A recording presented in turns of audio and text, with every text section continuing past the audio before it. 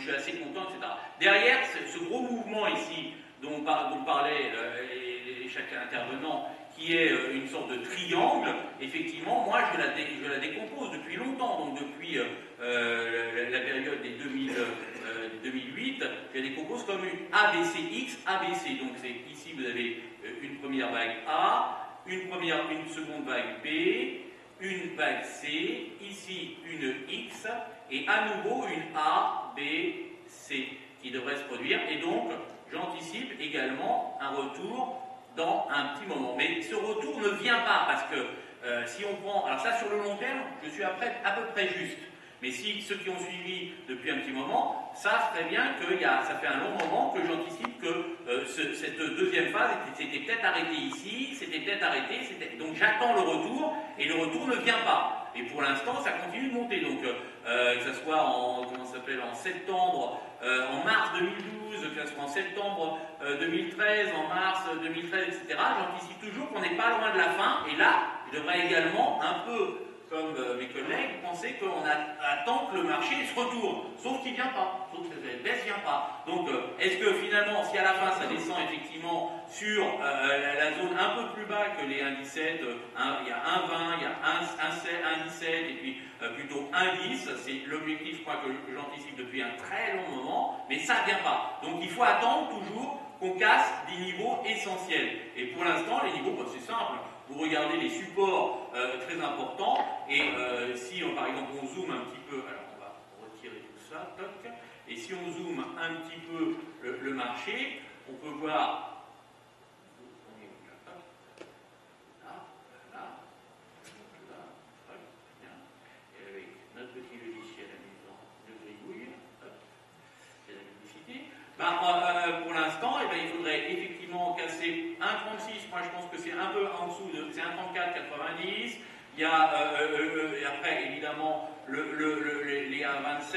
Effectivement, ici aussi, il y a 1,32. Donc, il y a plusieurs. Tous ces niveaux-là, c'est des points importants. Pour l'instant, donc, on n'a pas cassé un peu en dessous des 1,35, c'est-à-dire 1,34,90. Le marché est plutôt en phase de tendance haussière. On a quand même ici une sorte de wedge qui est en train de se dessiner, qu'on peut marquer ici, là et là, une sorte de biseau, de wedge qui marque qu'il y a une tendance à être moins forte, à progresser beaucoup moins fort. Retirer ça. Voilà. Et donc, d'avoir un marché qui monte de moins en moins fort. Donc effectivement, on n'est pas loin du sommet. Ça va venir, mais c'est vrai que je reconnais que sur le court terme ou moyen terme, j'ai plutôt tort sur la paire euro-dollar, puisque j'attends qu'il vienne et il ne vient pas. Donc pour l'instant, j'attends. Si on regarde encore plus serré, donc ouais, ça se retourne, ça se retourne pas. Et c'est pour ça que je posais un peu la question, c'est que j'entends beaucoup de fondamentales et pas tellement d'analyse technique. Mais quand on regarde techniquement ici, on a plutôt un mouvement A, B, C, et dans la C, on a 1, 2, 3, 4. Alors je peux le remettre si vous voulez. Je peux vous faire ici, vous avez 1, 2, 3, 4 qui serait fini. Et cette dernière vague ici, est-ce qu'elle serait terminée? Est-ce que la 5 serait finie ou pas? C'est la question. Donc on est toujours là. Ok, donc qu'est-ce qu'on fait? On va regarder en plus court. Si on regarde en plus court, on est ici. Est-ce que la 5, cette dernière phase de hausse, est-ce qu'elle est terminée ou pas? Or ici, on a quelque chose qui n'est pas super clair. On peut avoir une 1 ici, une 2 ici, une 3 ici, une 4 ici et une 5. C'est possible. On peut le décomposer, mais c'est pas super joli au niveau Elliott, c'est très discutable. Donc, c'est pas terrible. Qu'est-ce qu'on attend? Je vous dis, recasser les niveaux intéressants, comme ici les 1,3490. C'est 1,3490 si on casse, mais également, par exemple, alors un peu au-dessus des 1,36, on pourrait avoir ici 1,3640 qui serait un beau point aussi de casser. Tant qu'on n'a pas cassé au moins ces deux points-là, plutôt rester long sur l'eurodoll avec une crainte qu'on ne soit pas loin de ce sommet, qu'on puisse se retourner. Faites attention. Donc à surveiller comme le lait sur le feu et faire très attention. Et si derrière on a une accélération sous ces niveaux-là, donc un peu au-dessus d'un 1,36, je ne sais pas pourquoi tu as 1,36, Vincent, ça correspond à quoi? C'est un calcul? C'est un support? Ça correspondait à une oblique. Ah, une oblique. d'accord. Ouais. Ici, tu as l'oblique, ouais, long terme, on peut avoir, alors si je remonte un petit peu, ici, cette oblique, ici, un petit peu, ouais. Je pense des obliques, moi je suis pas très chaud pour les obliques parce qu'elles se déplacent dans le temps, donc ça change un peu la donne. Si ça freine un peu, ça sera plus un 36, ça sera un 37, hein, etc. Et bon, moi j'aime bien les niveaux horizontaux, les supports, les résistances, etc. Et là, le niveau, il serait plutôt aux alentours des 1,35, 1,36, 40, pardon, et avant de se casser. Donc pour l'instant, plutôt un peu haussier, et en regardant 1,36, 40 avant d'être cassé, qui engagerait le mouvement. Et s'il engage le mouvement, effectivement, étant donné que moi je considère qu'on est à la fin de ce sommet, de cette ABC sur le long terme que je situais, le point, c'est après on prend la direction, pas one shot, pas en ligne droite, mais globalement avec des creux, des sommets, des creux, des sommets, des plus plus bas, et vers 1,20. Donc moi je me mouille, je suis toujours sur mon 1,20 et derrière plutôt même 1,10, mais on a le temps en avançant, etc. Donc faire très attention, voilà ce qu'on pourrait dire sur l'euro-dollar. Ok. Mais d'accord, juste André, vos prévisions pour le... Pour l'instant, alors pour le Friday Forex, Nicole, essaye de me coller. Pour l'instant, ouais, là, comment ça s'appelle, je suis vraiment à la croisée des chemins. Je me mouille pas trop, j'attends qu'il casse vraiment un 36,40 pour vraiment bon. Pour l'instant, je ne vends pas tant qu'il ne casse pas un 36,40. Voilà ce que je pourrais faire. D'accord ? Donc restez plutôt vigilant. Plutôt vigilant, voilà, tout à fait. L'aspect triangle m'embête pas particulièrement que la résistance passe par un 40 du triangle. Bon, ça ne lui gêne pas, c'est un triangle très long terme, donc c'est pas dramatique si on vient le tester, l'enfoncer un peu. C'est vrai que beaucoup de gens le regardent, donc ça va peut-être avoir un effet autoréalisateur, self-professing, mais bon, c'est pas très grave tant qu'on casse pas avec force. Si on cassait avec force, volume, et une bonne amplitude et bon momentum, là effectivement ça serait même la hausse carrément. Pour l'instant, pas ça. Là, on a plutôt une fin de mouvement qui ralentit, des divergences qui sont marquées au fur et à mesure, la divergence qu'elle est marquée, qu'on peut voir aussi également ici, qui sont marquées sur les indicateurs techniques, donc pas vraiment ici on l'a à nouveau entre ce point haut, ici celui-là, et ici celui-là également ici, les deux points hauts, et donc ça forme une divergence. Voilà. USD, JPY, Yen. Vincent. Oui.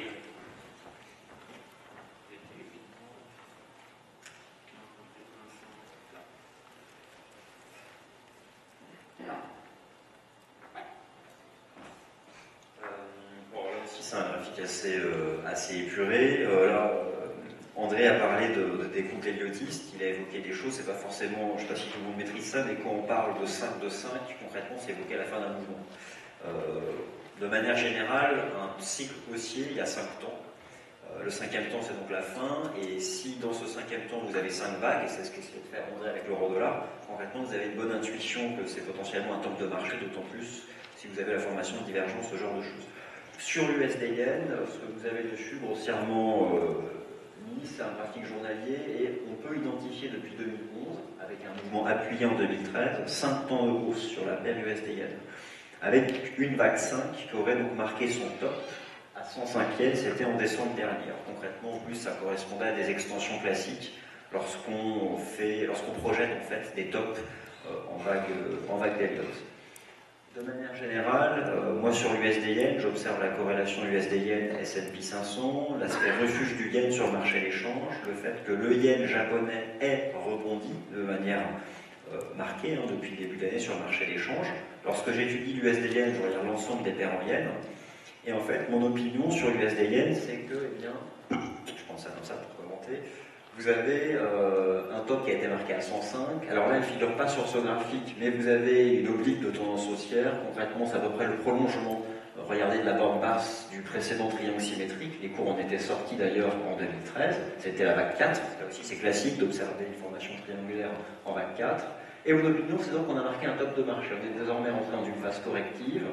Vous avez une première cible à 99. Vous avez une oblique qui lie donc tous les bas de marché depuis concrètement le début du triangle. Vous pouvez la prolonger. Et puis vous avez sur l'indicateur RSI, en cours de clôture journalière, un support évident sur le seuil des 50. C'est assez étonnant.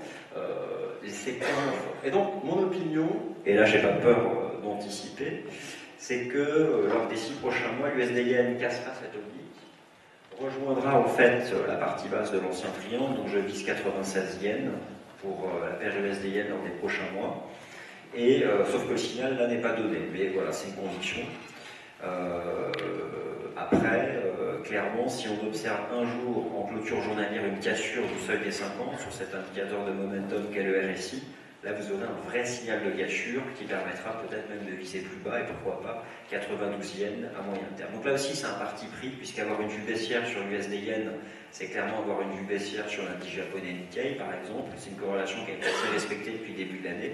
Et de manière générale, savoir une vue qui n'est plus haussière sur les marchés actions, notamment marchés actions américains. Donc oui, je pense que le yen japonais ira plus haut lors des 6 prochains mois. Et enfin, vous avez un dernier outil technique, ça s'appelle l'indice yen. En fait, c'est exprimer la tendance du yen japonais face à un pool de devises. Là, sur l'USD-Yen, vous avez une oblique de tendance haussière.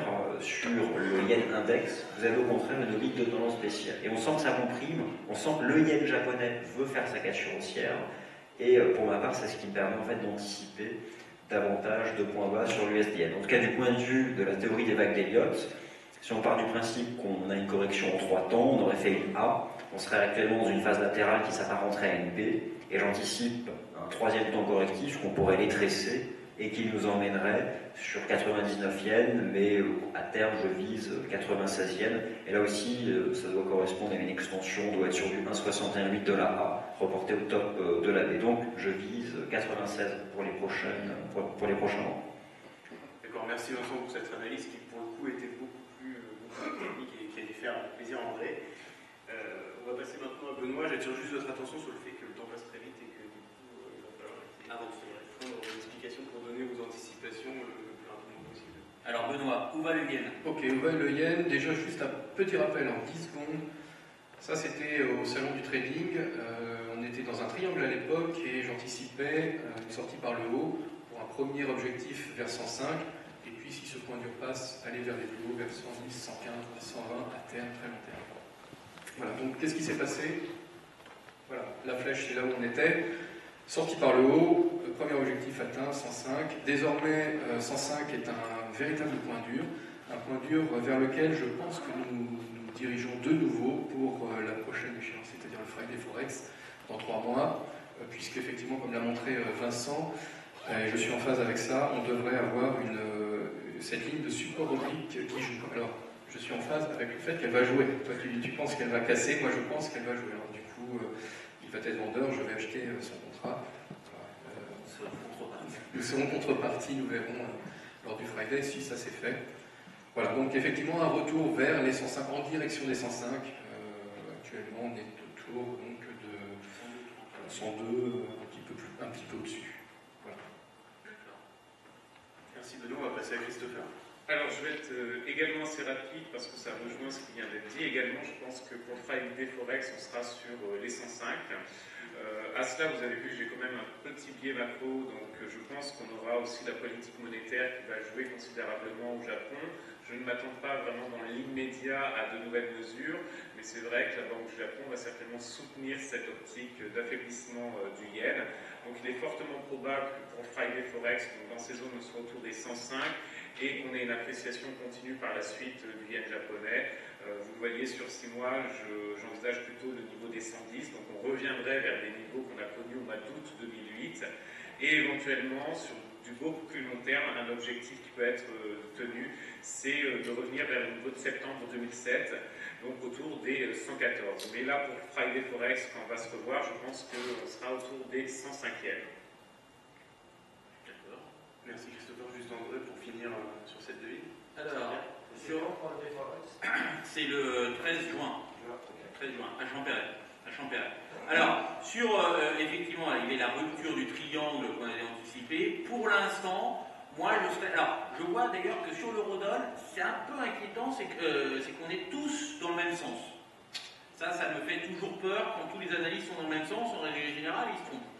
Là, sur le yen, on est un peu différent, puisque Vincent considère que c'est plutôt baissier, et Benoît, comme Christopher, sont plutôt légèrement haussiers à remonter vers 105. Moi aussi, pas beaucoup. Je pense qu'on va remonter un petit peu au-dessus des 105,50, on pourrait aller chercher les 106 avant d'engager le mouvement. Alors, je ne vais pas vous faire un décompte Elliott, mais globalement, il y a 1, 2, 3, effectivement. Et ici, je pense que la vague 5 n'est pas finie à 105 et quelques, c'était 105,50. Et je pense qu'on a une possibilité d'aller chercher un peu au-dessus à 106. Donc voilà, alors c'est vrai qu'il y a une divergence. Effectivement, les tendances ont déjà été cassées, on monte de moins en moins vite, c'est pour ça que ça forme les divergences, c'est à peu près la configuration.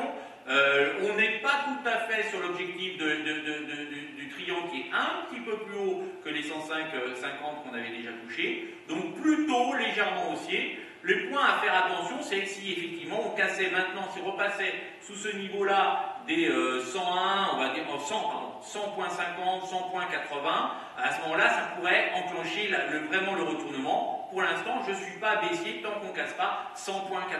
Je reste haussier à 106 pour l'instant, et encore plus si on casse 104, si on accélère, et évidemment à 105.50, je penserais qu'on va aller à 106, mais avec un petit point. Attention au support des 100.80, juste en dessous, qui est le point le plus bas qui était touché fin janvier, début février, et à ce moment-là, ça pourrait être dangereux, et il pourrait y avoir une accélération baissière du mouvement. Même si le mouvement pour l'instant n'est pas super beau, effectivement, est-ce qu'on a touché le top de la vague 5 à 105,10? C'est là la question. Il y a des possibilités, parce que la baisse se fait elle, plutôt en 5 vagues, le rebond ici il est plutôt en ABC, donc ça laisserait supposer qu'on va accélérer. Donc on va tout de suite le voir, là je pense, début avril. Début avril, si on casse les 100.80, il faudra vendre. Donc là j'ai un petit doute. J'attends de voir ce 100.80, ce 100.50, si on veut filtrer un petit peu, de casser pour